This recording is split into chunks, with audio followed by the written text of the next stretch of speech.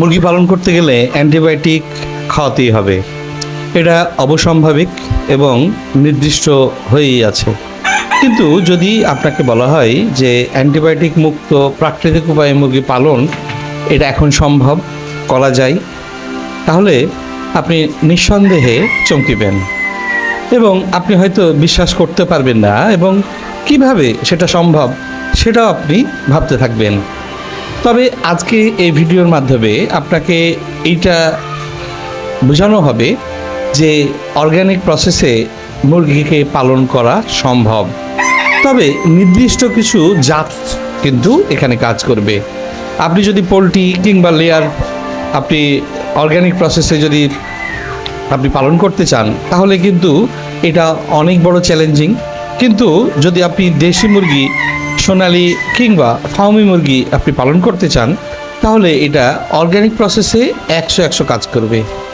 তবে আপনাকে মনে রাখতে হবে এটার জন্য আপনাকে বেশ কিছু ধাপ অতিক্রম করতে হবে। ন্যূনতম 5 থেকে 6টি ধাপ অতিক্রম যদি করতে পারেন তাহলে আপনার মুরগি সারা বছর কোনো ধরনের অ্যান্টিবায়োটিক প্রয়োজন পড়বে না এবং আপনার মুরগি কোনো ধরনের অসুখে আক্রান্ত হবে না, এটা অনেকটাই নিশ্চিত। এখনও যে সমস্ত বন্ধুরা আমাদের চ্যানেলটিকে সাবস্ক্রাইব করেননি তারা এমনই গুরুত্বপূর্ণ তথ্য পাওয়ার জন্য অবশ্যই আমার চ্যানেলটিকে সাবস্ক্রাইব করবেন। আপনারা আমার কমেন্ট বক্সে এসে কমেন্ট করতে পারেন যে আপনার মুরগি আপনি কিভাবে পালন করছেন। তবে দেরি না করে চলুন শুরু করা যাক। অর্গানিক প্রসেসে মুরগি পালন করার প্রথম ধাপই হচ্ছে খামার শুরু করার আগে একটি সুনির্দিষ্ট পরিকল্পনা করা। আপনাকে লক্ষ্য নির্ধারণ করতে হবে। কি নির্ধারণ করবেন? মুরগি না মাংস, না বাচ্চা বিক্রি, নাকি তিনটির সমন্বয় করবেন? অর্থাৎ ডিম, মাংস, বাচ্চা বিক্রি। আপনি যদি এই তিনটাকেই নিয়ে চলতে চান তাহলে আপনার জন্য অনেক বেশি ভালো হতে পারে। শুরুতেই ছোট পরিসরে যেমন 50 থেকে 100টি মুরগি নিয়ে আপনি কাজ করতে পারেন যাতে ঝুঁকি কম থাকে এবং আপনি অর্গানিক প্রসেসে মুরগিটি পালন করতে পারছেন কি না সেটাও আপনি বুঝে উঠতে পারবেন। এর জন্য আপনাকে জায়গা নির্বাচন করতে হবে, যেমন শান্ত, দূষণমুক্ত এবং পানি নিষ্কাশনের সুবিধা আছে এমন জায়গা। সেখানে যদি আপনি মুরগি পালন করতে যান তাহলে কিন্তু হবে না, আপনি লস করবেন। মুরগি পালনের জন্য আপনাকে নির্দিষ্ট জায়গা বেছে নিতে হবে। জায়গাটির বাজার, খাদ্য সরবরাহ এবং পশু চিকিৎসকের কাছাকাছি হলে অনেক ভালো হয়। উঁচু জমিতে এই জিনিসটা যদি নির্বাচন করেন তাহলে অনেক জায়গা আছে যেখানে বর্ষার পানিতে ডুবে যায়, আবার বন্যার পানিতেও ডুবে যায়। তাহলে আপনাকে উঁচু জমি কিংবা উঁচু জায়গাতে এই বসতিটা স্থাপন করতে হবে মুরগির। আপনাকে নির্বাচন করতে হবে কত বাজেটের মধ্যে আপনি কাজটি করবেন, কারণ খরচের একটা হিসাব রয়েছে মুরগি কেনা, খামার তৈরি, খাদ্য এবং রক্ষণাবেক্ষণের ক্ষেত্রে। স্থানীয় সম্পদ যেমন খড়, বাঁশ, শস্য এগুলোরও একটা খরচ আছে, তবে এটা তুলনামূলকভাবে অনেক কম। আপনাকে প্রশিক্ষণ নিতে হতে পারে, যেরকম স্থানীয় কৃষি অফিস, পশুপালন যে বিভাগ কিংবা অনেক এনজিও কিন্তু প্রশিক্ষণ দিয়ে থাকে। আপনাকে বুঝতে হবে যে আপনি যদি ছোটোখাটো প্রশিক্ষণ নেন তাহলে আপনি কিন্তু ছোট হবেন না, আপনাকে প্রশিক্ষণ নিতেই হবে। এবার আসি দ্বিতীয় ধাপের ক্ষেত্রে, যেটা খামার নির্মাণ এবং পরিবেশ স্থাপন। এটা খুবই জরুরি। মুরগির জন্য প্রাকৃতিক আরামদায়ক পরিবেশ খুবই গুরুত্বপূর্ণ। খামারের নকশা 50টি বা 100টি মুরগির জন্য যে 200 বর্গফুটের জায়গা বা 400 বর্গফুটের জায়গা, খোলা মাঠ হলে অনেক বেশি ভালো। উপকরণ হিসাবে আপনি বাঁশ, টিন, খড়, কাঠ এগুলো ব্যবহার করতে পারেন, তাহলে আপনার খরচটা অনেকটা কমে যাবে। মাছ অনেকেই কিন্তু ফ্লোরে বা ছাদে মুরগি পালন করেন, তবে মাটিতে মুরগি পালন করলে তার অসুখ বিসুখ হওয়ার সম্ভাবনা 100% কমে যাওয়ার সম্ভাবনা থাকে। যেমন কাঠের গুঁড়া বা ধানের তুষও যদি ছিটিয়ে রাখেন তবুও অনেক ভালো। এখন আপনি বলবেন যে এটাতে কি এমন সমস্যা রয়েছে? দেখুন, মুক্ত চলাফেরার যে স্থান যদি আপনি মুরগিকে করেন তাহলে অসুখ বিসুখ হওয়ার সম্ভাবনা একেবারে কম। খোলা মাঠে যেখানে ঘাস থাকবে, গাছপালা থাকবে, ঘাস মুরগিতে খাবে, প্রাকৃতিক এটা খাদ্য, তার মধ্যে কিছু কীটপতঙ্গ থাকবে যেগুলো ভালো কীটপতঙ্গ, কিংবা অসংখ্য বীজ থাকতে পারে, সেগুলোও কিন্তু মুরগিতে খাবে। আবার মাঠের ছায়ায় যে গাছ থাকবে বা অস্থায়ী ছাউনি থাকবে সেখানে মুরগি আরাম করবে। শিকারী প্রাণীর শিয়াল বেজি থেকে রক্ষা করবে, যে মাঠের চারপাশে বাঁশের বেড়া দিয়ে থাকবেন বা জাল দিয়ে রাখলেন। হ্যাঁ, এটা কিন্তু খুবই গুরুত্বপূর্ণ।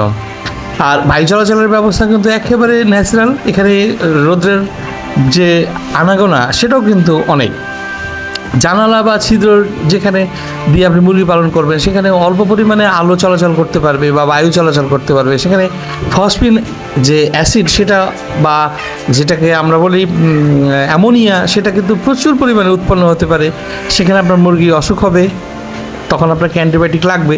তবে অ্যান্টিবায়োটিক লাগবে না এই জন্যই যে আপনি খোলামেলা জায়গাতে রাখবেন, নিচে মাটি থাকবে বা মাটি ভরাট মাটি নিয়ে আপনি মাটি ফেলে রাখলেন বা বালি ফেলে রাখলেন, বা দূর বা ঘাসে আপনার মুরগি চাপ পালন করছেন, চরণভূমি, তাহলে কিন্তু মুরগির অসুখ বিসুখ কম হবে।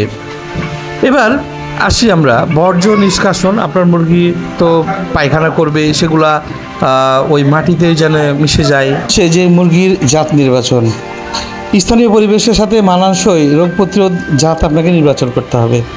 এরকম দেশীয় জাত রয়েছে বাংলাদেশের যে মুরগি, হরিণ মুরগি বা আসিল জাত, প্রাকৃতিক পালনের জন্য এটা আদর্শ এবং এরা স্থানীয় জলবায়ুতে অভিযোজিত এবং রোগ প্রতিরোধ ক্ষমতা এদের কিন্তু অনেক বেশি। সুবিধা কম, খাদ্য, বেঁচে থাকে বেশি দিন, ডিম ও মাংসের গুণগত মানও ভালো। বিদেশি জাতের ক্ষেত্রে road island red, Plymouth rock বা সাকসেস জাত এবং ফর্মি, মিশরীয় ফর্মিতে রয়েছে, যেগুলো মাংস উৎপাদনের জন্য উপযুক্ত। এরা প্রাকৃতিক পরিবেশে ভালো থাকে, তবে দেশি জাতের তুলনায় বেশি খাদ্য এবং যত্ন এদের প্রয়োজন পড়বে। তবে ফার্মের ক্ষেত্রে দেশিদের মধ্যে যে যত্নগুলো আপনি করবেন ওটার ক্ষেত্রেও ঠিক তেমনটাই, বাড়তি কোনো কিছু প্রয়োজন পড়বে না। তবে চ্যালেঞ্জ হিসাবে আপনি অসুস্থ এবং নিম্নমানের মুরগি কেনা থেকে দূর রাখবেন নিজেকে, তাহলেই হলো। আর এবার আসি আমরা চতুর্থ ধাপে খাদ্য ব্যবস্থাপনা, যেটা খুবই গুরুত্বপূর্ণ।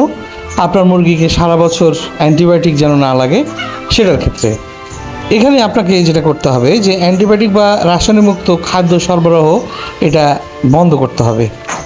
যেমন জৈব খাদ্য তৈরি করতে হবে আপনাকে। জৈব খাদ্যের মধ্যে কী কী রয়েছে, যেমন ভুট্টা, গম, ধান, বাজরা বা ধানের কুড়া। শাকসবজি আপনাকে খাওয়াতে হতে পারে, যেমন পালং শাক, পুঁই শাক, লেটুস, গাজর, বাঁধাকপি, এগুলা ঝিরিঝিরি করে কেটে আপনাকে পেস্ট করেও খাওয়াতে পারেন।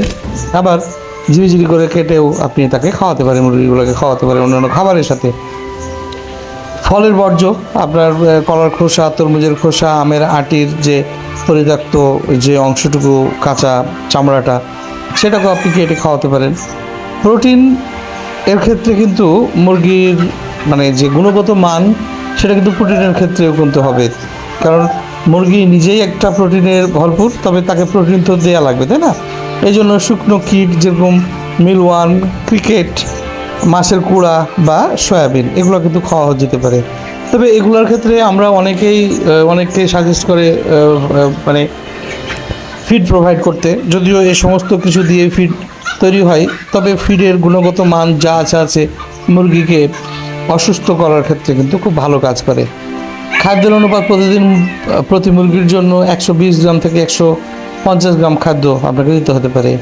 খাদ্যের মধ্যে আপনাকে 60 গ্রাম শস্য দিতে হবে, 20 গ্রাম সবুজ শাকসবজি দিতে হবে এবং 15 গ্রাম প্রোটিন দিতে হবে এবং 5 গ্রাম অন্যান্য পরিপূরক খাবার আপনি দিতে পারেন।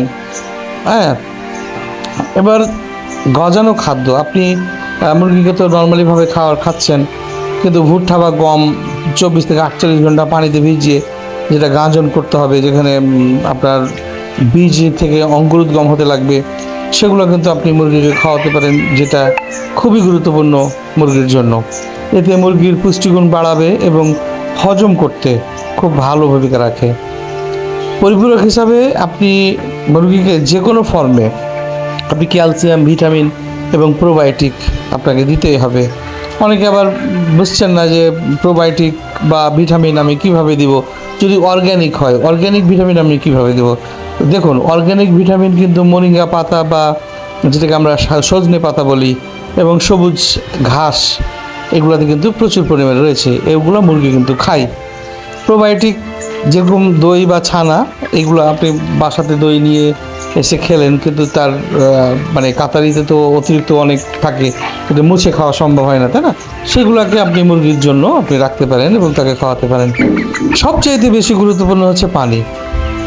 প্রতিদিন পরিষ্কার পানি আপনি সপ্তাহে মানে প্রতিদিন যদি আপনি পানির পাত্রটাকে পরিষ্কার করতে পারেন তবু ভালো, এবং প্রতিদিন আপনি 3 বেলা পরিষ্কার পানি, স্বচ্ছ পানি আপনি আপনার মুরগিকে প্রোভাইড করবেন।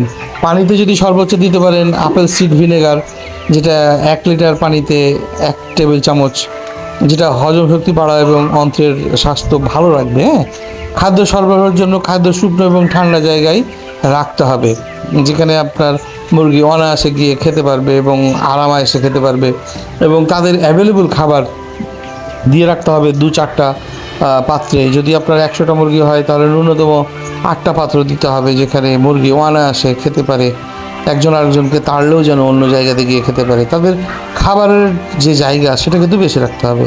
প্রাকৃতিক যে রোগ প্রতিরোধ, অ্যান্টিবায়োটিক ছাড়া মুরগির স্বাস্থ্য কিন্তু নিশ্চিত করা যেতে পারে।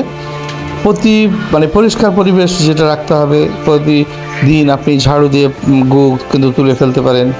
ভেষজ হিসাবে আপনি তুলসী পাতা, রসুন, হলুদ, অ্যালিগ্যানো এগুলো আপনি খাওয়াতে পারেন। প্রোবায়োটিক হিসাবে তো বললাম সেটা খাওয়াতে পারেন।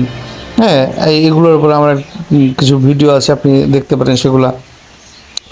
রোগ প্রতিরোধ কিন্তু এগুলোতে করবে। শ্বাসকষ্ট যদি আপনার মুরগি হয়, কারণ মুরগিকে শ্বাসকষ্ট হয় এই জন্য, নাক দিয়ে পানি পড়া, শ্বাস নিতে না পারা, এই জন্য তুলসী পাতা কিন্তু খুব ভালো কাজ করবে। মুরগি কিন্তু ডায়রিয়া হয়, হ্যাঁ, ডায়রিয়ার জন্য সবুজ পায়খানাও করে, এর জন্য রসুন এবং দই মিশিয়ে আপনি খাওয়াতে পারেন। মুরগিকে কিন্তু ক্লান্তিও হয়, কম খাওয়া, পলক ঝরে পড়া এগুলোও কিন্তু আছে, এর জন্য ভিটামিন সমৃদ্ধ খাবার আপনার খুবই গুরুত্বপূর্ণ কাজ করবে। তো এই ছিল মোটামুটি একটা বিষয়, আরও অনেক বিষয় রয়েছে।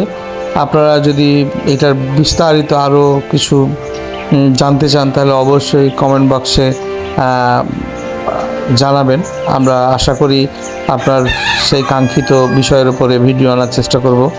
তবে সর্বোপরি এখনও বলি, যে সমস্ত বন্ধুরা আমার এই চ্যানেলটিকে সাবস্ক্রাইব করেননি, আশা করি এই ভিডিওর পরে তারা সাবস্ক্রাইব করবেন, পাশে থাকবেন, বেল আইকন বাজিয়ে দেবেন, এবং প্রয়োজন অপ্রয়োজনীয় আপনারা পরামর্শ এবং যে কোনো জানার জন্য কমেন্ট বক্সে লিখতে পারেন।